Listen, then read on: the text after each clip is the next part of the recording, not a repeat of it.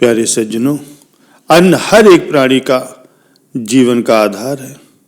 इसके बिना जीवन संकट में आ जाता है।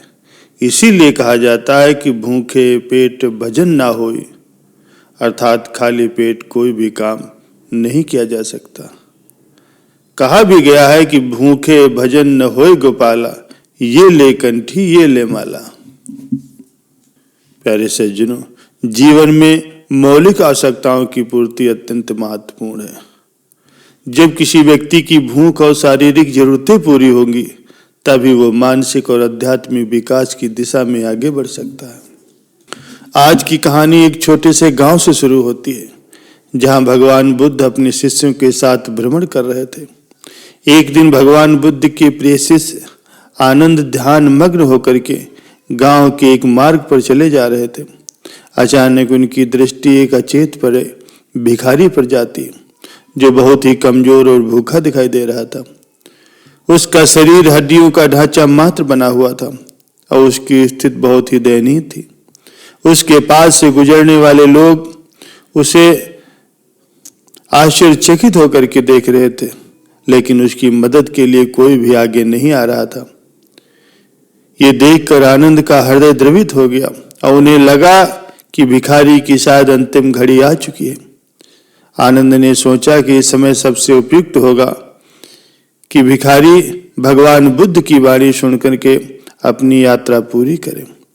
वो धीरे धीरे भिखारी के पास गए और उसे उठाने की कोशिश करने लगे, लेकिन उसकी हालत इतनी खराब थी कि वो खुद को हिला भी नहीं पा रहा था। भिखारी की सांसें धीमी हो चुकी थी, उसकी आंखें बंद थी, मानो वो जीवन की अंतिम घड़ियां गिर रहा है और किसी चमत्कार की प्रतीक्षा कर रहा है।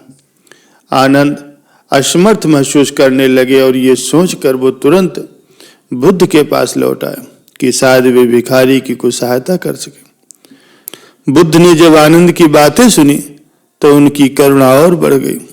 उन्होंने कहा, आनंद चलो उस भिखारी के पास चलते हैं, हो सकता है हमारी उपस्थिति से उसकी पीड़ा कुछ कम हो सके। बुद्ध और उनके अन्य शिष्य उस भिखारी के पास पहुंचे। वहां पहले से ही एक छोटी सी भीड़ जमा हो चुकी थी, जो बुद्ध के उपदेश की प्रतीक्षा कर रही थी। बुद्ध जब उस स्थान पर पहुंचे तो लोगों ने सोचा कि अब उन्हें कुछ नया और अद्भुत सुनने को मिलेगा, लेकिन बुद्ध ने लोगों की अपेक्षाओं के विपरीत उस भिखारी को कोई भी उपदेश नहीं दिया। वे सीधे भिखारी के पास गए और उसकी दुर्दशा देख करके बोले, इस व्यक्ति को सबसे पहले भोजन की आवश्यकता है। जब तक इसकी भूख शांत नहीं होगी, तब तक किसी भी उपदेश का कोई महत्व नहीं है। बुद्ध ने अपने शिष्यों को निर्देश दिया कि वे तुरंत भिखारी के लिए भोजन का प्रबंध करें। आनंद और अन्य शिष्य पास के घरों में गए और भोजन इकट्ठा किया। कुछ ही समय में वो ताजे फल, रोटियां, दूध, सब्जी आदि लेकर के आए। बुद्ध स्वयं अपने हाथों से उस भिखारी को धीरे धीरे भोजन कराने लगे। भिखारी ने पहले कुछ निवाले लेने से मना कर दिया, लेकिन बुद्ध की करुणा और धैर्य ने उसे खाने को प्रोत्साहित किया। धीरे धीरे उसने कुछ खाया और उसकी हालत थोड़ी बेहतर लगने लगी। बुद्ध ने अपने शिष्यों और वहां उपस्थित लोगों की ओर देखते हुए कहा कि जिस प्रकार से भोजन शरीर की आवश्यकता होती है, उसी प्रकार से आत्मा को शांति और ज्ञान की आवश्यकता होती है। परंतु भूख और शारीरिक पीड़ा के समय कोई भी व्यक्ति आत्मिक शांति प्राप्त नहीं कर सकता।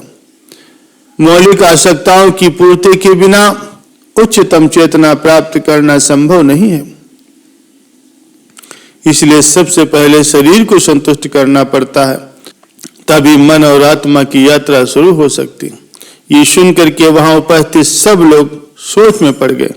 उन्हें पहली बार एहसास हुआ कि भिक्षा देना या सहायता करना केवल ज्ञान देना नहीं, बल्कि मौलिक आवश्यकताओं की पूर्ति करना भी अत्यंत आवश्यक है। कई लोग अपनी ओर से भोजन और पानी लेकर के आए और उस भिखारी की मदद करने लगे। भोजन के पश्चात भिखारी की स्थिति में थोड़ा सुधार हुआ। उसकी सांसें स्थिर हुई। उसने आंख खोलकर बुद्ध की ओर देखा। बुद्ध की आंखों में वो एक अद्वितीय शांति और प्रेम महसूस कर रहा था। भिखारी ने अपने कमजोर हाथों से बुद्ध के चरणों को छूने की कोशिश की, लेकिन बुद्ध ने उसे रोक दिया और कहा, अब तुम्हें आराम करना चाहिए। जब तुम्हारा शरीर स्वस्थ होगा तब हम बातचीत करेंगे। बुद्ध ने भिखारी को एक आरामदायक स्थान पर ले जाने का निर्देश दिया, जहां वो ठीक से विश्राम कर सके। वहां उपस्थित लोग आश्चर्यचकित थे कि भगवान बुद्ध, जो इतने महान संत थे, उन्होंने सबसे पहले उस भिखारी की भूख का समाधान किया, न कि उसे उपदेश दिया। यह उनके लिए एक महत्वपूर्ण शिक्षा थी कि बिना शरीर की आवश्यकताओं को पूरा किए आध्यात्मिक विकास संभव नहीं है। प्यारे सज्जनों, भोजन मिलने के बाद भिखारी को एक असीम नई ऊर्जा मिल रही थी। उसने एक गहरी नींद सोई और उसकी नींद में शांति का एक अलग अनुभव था। आसपास के लोग इस दृश्य को देखकर आश्चर्यचकित थे। उनके लिए अद्वितीय था कि भिखारी, जो अभी तक भयंकर पीड़ा में था, अब भोजन के बाद चैन की नींद सो रहा था। लोग भगवान बुद्ध के उपदेशों का अनुसरण करने के बजाय भिखारी की नींद को चर्चा का विषय बना रहे थे। बुद्ध ने इस पर ध्यान दिया और अपनी करुणा से भरे स्वर में कहा, मेरे प्रिय लोगों, तुम्हें ये समझना होगा कि भिखारी की स्थिति बहुत ही कठिन थी। उसकी भूख ने उसे पूरी तरह से अशक्त बना दिया था। आज उसकी सबसे प्राथमिक आवश्यकता भोजन की थी। जब किसी व्यक्ति की मौलिक आवश्यकताएं पूरी नहीं होती, तब तक वो आध्यात्मिक ज्ञान का सच्चा लाभ प्राप्त नहीं कर सकता। बुद्ध ने लोगों को समझाया कि ये स्थिति उनके लिए एक महत्वपूर्ण सीख है। शरीर और मन की आवश्यकताएं पूरी हुए बिना आध्यात्मिक ज्ञान देना निष्फल होता। हमें ये सिखाता है कि हम लोगों की मूलभूत आवश्यकताओं की पूर्ति का ध्यान रखें, ताकि वे मानसिक और आध्यात्मिक रूप से सशक्त हो सकें। भिखारी की नींद के बाद उसने धीरे धीरे अपनी आंखें खोली। वो पहली बार अपने आप को पूरी तरह से स्वस्थ और आरामदायक स्थिति में महसूस कर रहा था। जैसे ही उसने महसूस किया कि उसका पेट भर गया और उसका शरीर ताजगी महसूस कर रहा है, उसकी आत्मा में एक नई ऊर्जा प्रवाहित हुई। उसने अपने आसपास के लोगों को देखा और भगवान बुद्ध के सामने जा करके बैठ गया। उसकी आंखों में एक नई चमक थी और उसके चेहरे पर एक सच्ची मुस्कान थी। बुद्ध ने उस भिखारी की ओर देखा और कहा, अब तुम्हारी भौतिक भूख शांत हो चुकी है। अब तुम्हें आत्मिक भूख को संतुष्ट करने का समय आ गया है। जब हम जीवन की मौलिक आवश्यकताओं को पूरा कर देते हैं, तब हम आध्यात्मिक विकास के लिए तैयार हो जाते हैं। भिखारी ने सिर झुका करके कहा, भगवान, आपने मेरे जीवन की सबसे महत्वपूर्ण आवश्यकता को समझा और उसे पूरा किया। अब मैं आपके उपदेशों को ग्रहण करने के लिए पूरी तरह से तैयार हूँ। कृपया मेरा मार्गदर्शन करें कि मैं अपनी आत्मा की यात्रा को कैसे शुरू करूं। बुद्ध ने भिखारी को एक गंभीर दृष्टि से देखा और कहा, जीवन की यात्रा में पहला कदम आत्मज्ञान की ओर ही होता है। तुम्हें सबसे पहले अपनी आत्मा की गहराइयों को जानना होगा, खुद को समझना होगा और अपनी आंतरिक शक्तियों को पहचानना होगा। भिखारी ने ध्यानपूर्वक उनके वचनों को सुना और कहने लगा, प्रभु, मैं समझ गया। कृपया मुझे ये बताएं कि इस यात्रा को कैसे आरंभ किया जाए। बुद्ध ने भिखारी को एक सरल अभ्यास की सलाह दी। उन्होंने कहा, तुम्हें प्रतिदिन कुछ समय शांति और ध्यान में बिताना चाहिए।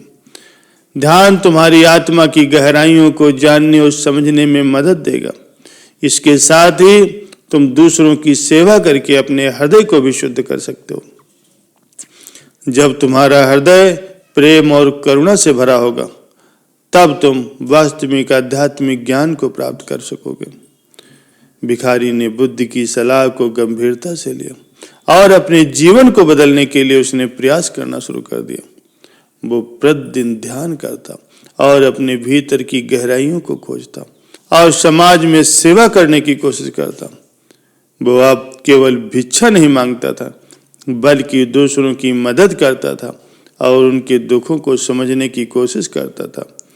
उसकी सेवा और करुणा ने लोगों के दिलों को छू लिया और वो समाज में एक आदर्श व्यक्ति के रूप में देखा जाने लगा। प्यारे सज्जनों, भिखारी की यात्रा केवल एक व्यक्तिगत परिवर्तन की कहानी नहीं, बल्कि ये समाज में भी एक सकारात्मक परिवर्तन लाने का प्रयास था। उसकी सेवा और ध्यान ने उसे आत्मिक शांति तो प्रदान की, साथ ही साथ लोगों ने देखा कि उसने अपनी भौतिक आवश्यकताओं की पूर्ति के बाद आध्यात्मिक मार्ग पर कैसे प्रगति की। समय के साथ साथ भिखारी एक सच्चे साधक और समाज के एक प्रेरणादायक व्यक्ति के रूप में उभरा। उसकी कहानी ने लोगों को यह समझाया कि आध्यात्मिक विकास के लिए सबसे पहले जीवन की मौलिक आवश्यकताओं की पूर्ति करनी जरूरी है। जब शरीर और मन दोनों संतुष्ट होते हैं, तब ही व्यक्ति आध्यात्मिक ज्ञान की ओर बढ़ सकता है। प्यारे सज्जनों, जीवन में मौलिक आवश्यकताओं की पूर्ति अत्यंत महत्वपूर्ण है। जब भी किसी व्यक्ति की भूख और शारीरिक जरूरतें पूरी होती हैं, तब ही वो मानसिक और आध्यात्मिक विकास की दिशा में आगे बढ़ता है। करुणा और सेवा का मार्ग अपना करके हम भी दूसरों की सहायता करके और खुद को समझ करके अपने जीवन में सच्ची शांति और ज्ञान को प्राप्त कर सकते हैं।